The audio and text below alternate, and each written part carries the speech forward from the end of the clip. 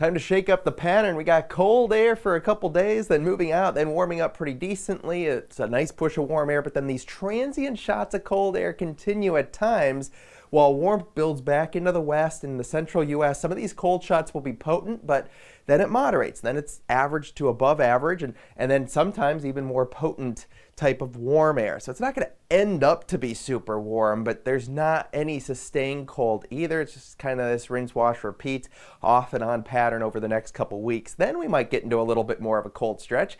Meteorologist Brian Ivy here. We'll start your Thursday with the lake effect snow out of the west, and then more of kind of that southwesterly direction as that winds on down, as high pressure moves on through. Here on your snowplow news video, you could see things getting a lot more quiet, but this low pressure system across the middle portion of the country is going to start getting things together.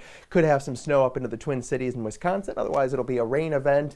Elsewhere, as that pushes off towards the east, we'll be getting intermountain snow out across the west. Those systems come west or come east, and they'll form more into rain systems. This could be strong to severe storms across the south, and maybe even heavy rain into the Ohio Valley with some wraparound snow, depending on if there's enough cold air on the back half for Tuesday. But it's just kind of rain showers and warmth into the east.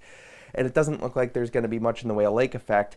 Could be another system forming across the middle portion of the country after that. So, I mean, it's going to equate to being an active pattern for the next 5 days, and then it kind of backs off. The snow across portions of the Great Lakes in those primary snow belts is really the main watch. There's not going to be a ton elsewhere, but a couple systems that could provide at least a little bit of activity back into maybe Kansas and into the Dakotas, possibly South Dakota, the Twin Cities. Plenty of snow out across the west, that's for sure, but not much into like Denver or anything like that. Hey, we got kind of this broken pattern with some very strong wind belts at times, but notice they're not like connecting together across the country. This is just kind of shooting off from the south, pushing in some warmer air, but then there's nothing in terms of like a northwesterly flow return. You get the activity into the west coast, and another system that is a little disjointed, plenty for rain, but not really tapping in for any ingredients to create snow systems across the east.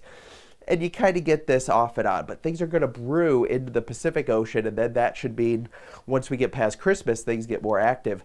High pressure, dry weather across the Intermountain West into the Southwest.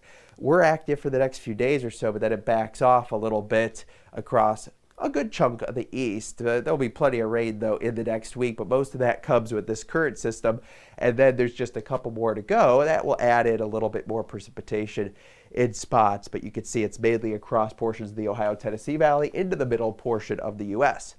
Cold, for sure, over the next couple of days or so, but the warmth air tries to push off towards the north, so that chilly weather is going to really moderate. I'll step out of frame here. You can see that warmth building back in across the south, and it's not super cold across the north for this time of year at all for the first half of next week, but then there's some cold shots again. It's just not potent cold air before we'll probably moderate again. So if you break everything down, that next 6 to 10 day period is warm across the country, but it's not well above average across much of the east. It's just kind of well above average for portions of the central into the west. Your Norcast weather update.